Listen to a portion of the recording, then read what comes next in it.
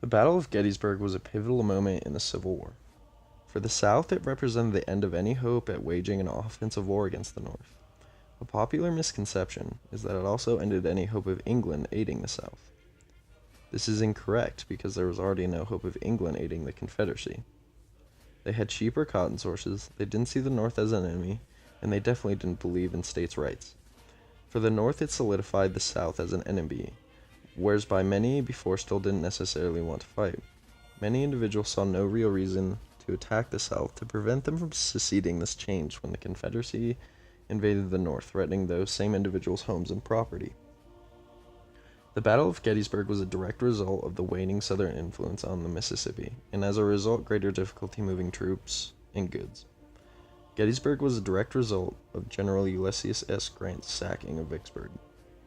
In hope of drawing Grant's army away from Vicksburg and then catching them on the move, and thus relieve some of the pressure on the Mississippi area, General Lee pushed northward towards Washington. Lee also hoped that by threatening Washington, he could force the North to sue for peace in an increasingly unpopular war.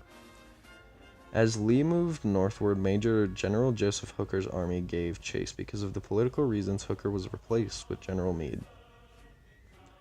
From his final position at Gettysburg, it would have taken Lee's army another 3 days' march in order to threaten the suburbs of Washington, D.C. Upon Lee's arrival at Gettysburg, Lee hadn't made up his mind to even have a battle at Gettysburg. This is where disagreement set in among the Confederate generals. Many of the Confederate officers close to Lee sought glory and fame, and as a result wanted to attack the Union Army. Some even believed that the Confederate soldiers were better than the Union soldiers.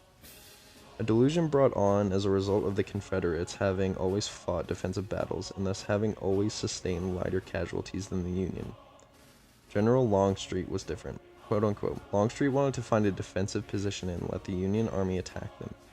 He didn't want to attack the Union Army unless they were on the move. Holmes. When entering the first day at Gettysburg, Lee was going in blind. The cavalry unit led by Jeb Stuart and normally served as Lee's eyes and ears, informing him on enemy positions and numbers. Instead of doing so, Stuart decided to take his unit out to the raid in the surrounding area. This greatly hindered Lee, as it was the equivalent of getting into a boxing match blindfolded.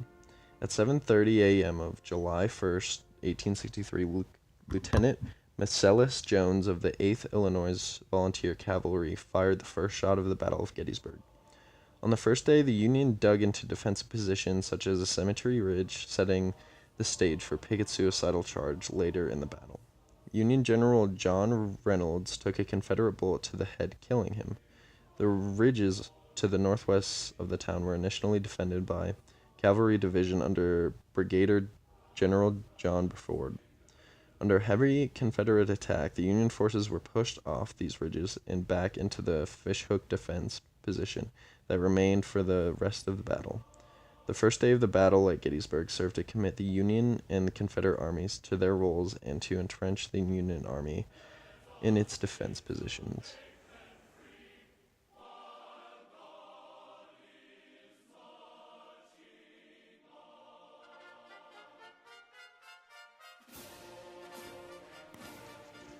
On the second day, the success of his army and the fighting on July 1st encouraged Lee to renew the battle on July 2nd.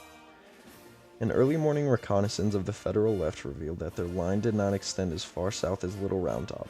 Lee directed Longstreet to take 2 divisions of 1st Corps and march south until they reached the flank of the Federal forces. They would attack from this point, supported by a division of A.P. Hill's corps, a total force of nearly 20,000 men. While Longstreet carried out the main offense, Ewell was ordered to conduct a demonstration against the Federal right. However, he was given a discretion to mount a full-scale attack should the opportunity present itself.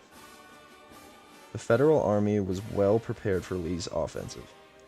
6 of its 7 corps had arrived on the battlefield, and 12 corps was making a 36-mile forced march to reach it.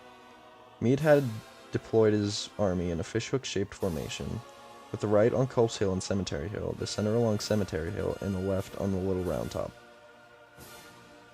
The left of the Federal line was held by Major General Daniel Sickles' 3rd Corps.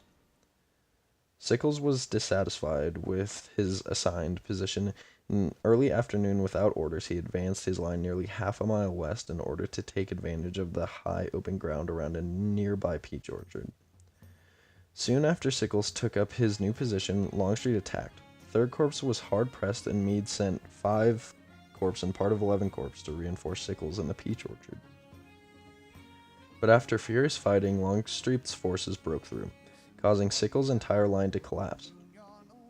The Confederacy pursued to the base of the Little Round Top, but Federal reinforcements, including elements of 12 Corps, checked their advance.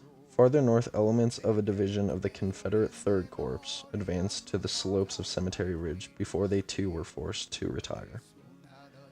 On the Federal right, Ewell did not attack until evening.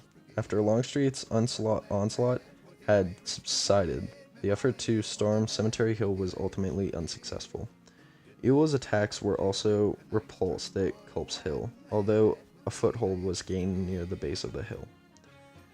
The second day's fighting had cost each army some 9,000 casualties. Lee's forces had gained no ground, but had failed to dislodge the Federal army from its strong position.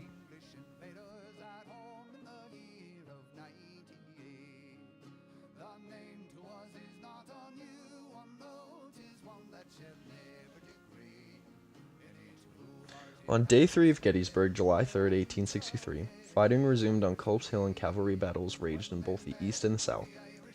The biggest infantry assault was 12,000 Confederates against the center of the Union line on Cemetery Hill. Pickett's charge. Pickett and his men waited in the forest, and the Union forces stopped firing, so they believed it was safe to come out. The charge was repulsed by Union rifle and artillery fire. The Confederate army took a massive loss. This was a huge turning point for the Union army. Lee was forced to turn back to Virginia, and as many as 51,000 soldiers were killed, wounded, captured, or missing. The last day of Gettysburg was a huge turning point for the Union Army. Lincoln was down and didn't think he would re-elect because of the countless losses that the Union Army suffered.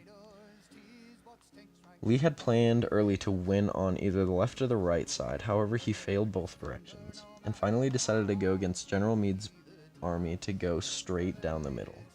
John Pickett's army consisted of around 15,000 men, and the Union and Confederate army exchanged fire for more than an hour. The Yankee army began to flank the main body of Pickett's charge. On July 4th, after both armies had exhausted their troops, General Lee on the Confederate side finally withdrew, too weak of an army to keep pursuing the Union troops. The Union army suffered 23,000 wounded, dead, or missing, while the Confederate army lost 25,000.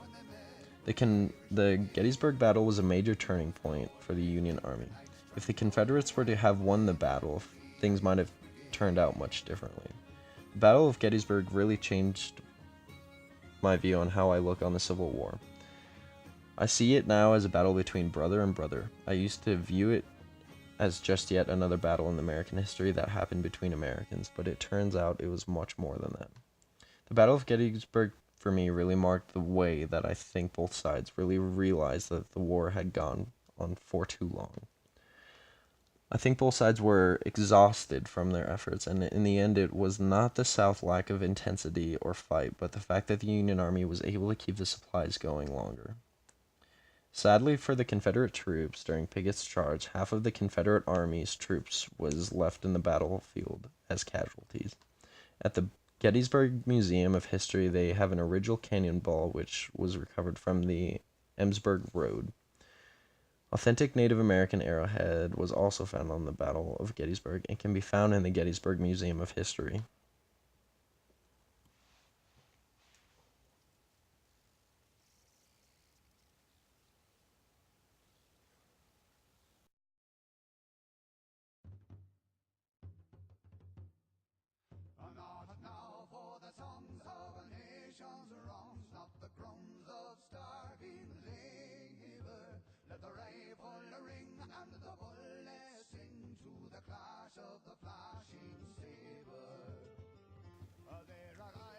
After the draining 3 days of the Gettysburg Battle, Lee started a 27-mile-long trek to Virginia, consisting of mostly hospital wages. They stopped at the flooded Potomac River where they encountered Meade's army. Prepared for another battle, both armies were in poor shape and had lost most of their ammunition to previous battles. They both decided not to pursue the fight, and the two generals were heavily criticized for their cowardice. It was all my fault this time. Form your ranks again when you get back to cover. We want all good men to hold together now. General Robert E. Lee had said this during his attempt to piece together what remained of George Pickett's and Joseph Pettigrew's division after these 3 brutal days in Gettysburg. Lee even offered the resignation of Confederate President Jefferson Davis and was refused and remained in command until the war concluded. The end of Gettysburg resulted in an estimated 569 tons of ammunition fired and casualties ranging from 46,000 to 51,000. Nearly one-third of Lee's army was killed, wounded, or captured.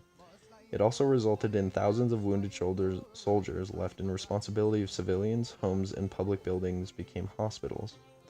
The town were becoming unsanitary and disease-ridden. Along with this mass amount of casualties was Abraham Lincoln's Gettysburg Address. Dedication of the Soldiers' National Cemetery, the first cemetery dedicated to the U.S. soldier.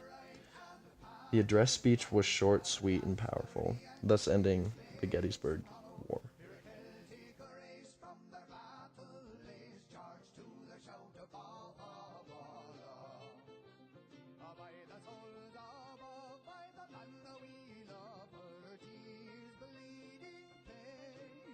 The sled is a rock that shall